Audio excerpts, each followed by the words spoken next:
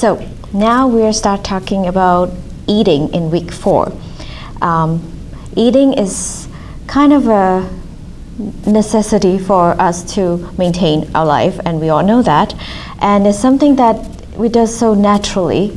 However, nowadays online or as a trend, a lot of people experience eating becomes an idea. So we don't naturally go with whatever we feel intuitively in align with our body and align with what we need and choose the food accordingly. We actually just use our brain to choose. So whenever whatever's on the trend, for example, avocado is great, and avocado is really great, but do we need to eat it every single meal, or do we need 3 or 4 of them to create a full meal as an avocado meal? That's something that we can consider: how much, how often, and is it really suitable for us? So all that, again, going back to this whole workshop, the idea: learn about your own body type, your constitution, and then how it goes well with the environment. Environment as in, the weather, the season, your location, and also your lifestyle, how active you are. So if you know your body well and in tune with what you need, you're aware of how your body feels after a certain type of food, then you can choose wisely and accordingly. So you can eat or not eat avocado and it still be very healthy. And I just really want to focus on understanding how we feel, then you can choose accordingly, especially when it comes to food. Eating is, again, all of us, we do. But why do we eat? We sort of know. We eat because we have to stay alive. If we don't eat, we'll be dizzy, we'll be lightheaded, we have no energy. But we often choose what to eat by a few ideas. How convenient it is, how tasty it is, and what kind of diet we want to achieve. Again, kind of a little disconnected and away from what's suitable for us at that moment, or even the week of activities. So just another, awareness that we want to bring back to the choices of food. We do need to eat, but how to choose our food. And with all the technology and all the fun stuff and all the distractions around us nowadays,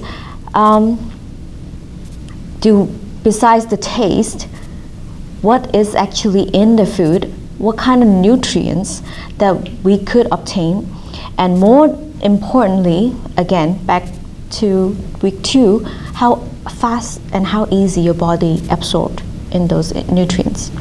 So even you can focus really good on organic food, really good quality food, the right amount. But again, how is your body conditioned at that, on that day? Hence, how much nutrients in that food you actually be able to absorb in.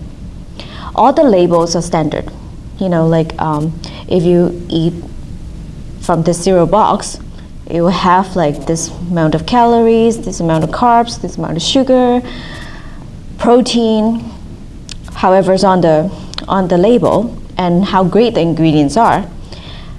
But those are not one size fits all, because everyone needs different things, and how fast and easily you absorb in those nutrients is not directly from that label. So again, put the emphasis on how you feel after you eat that particular product. You will soon learn what kind of product is best for you. And the most important thing is, if you feel good and energetic, not sleepy after that, that will be a good choice of food. And we suggest you to continue to go with that. So every single period of time depends on the activities around that time.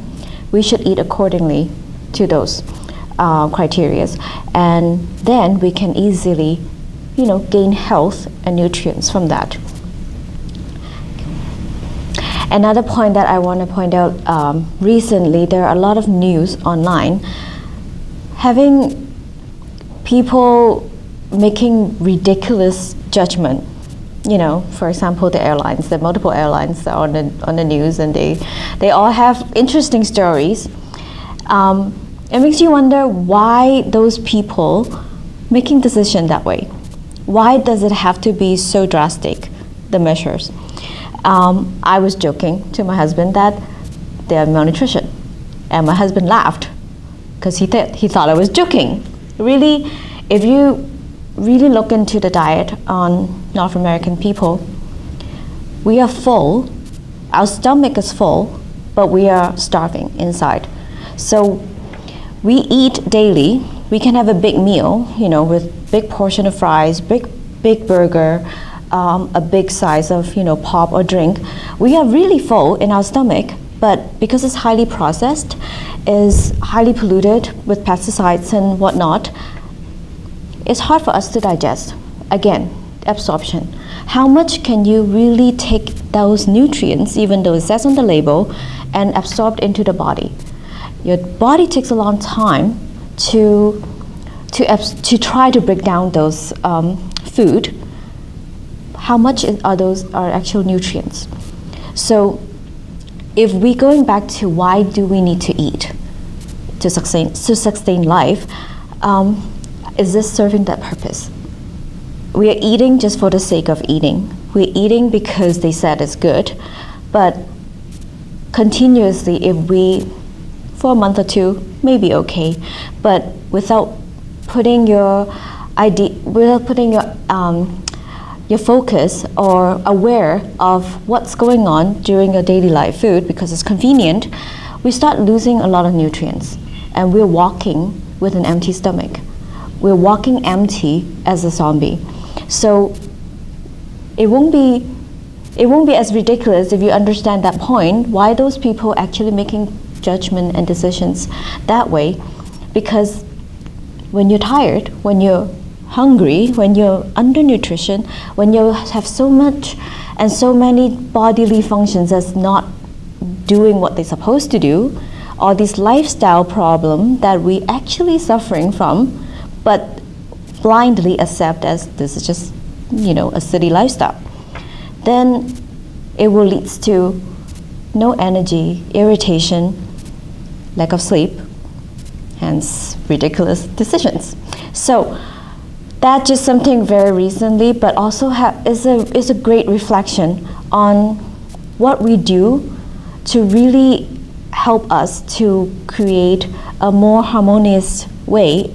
Because if our internally is not in harmony and constantly irritating, you know, each organ is irritating each other, it will be an irritated manner that comes out from us, and it will show. And that's how we project what we think, our actions, towards making a decision.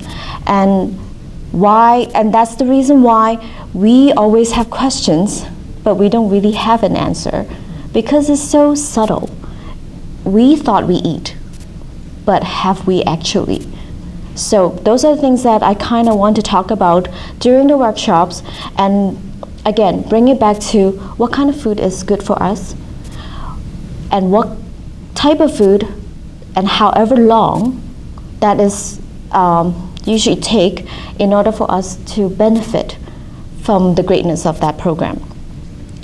And also, we will also talk about free radicals, a very commonly known bad stuff in the environment, also as food.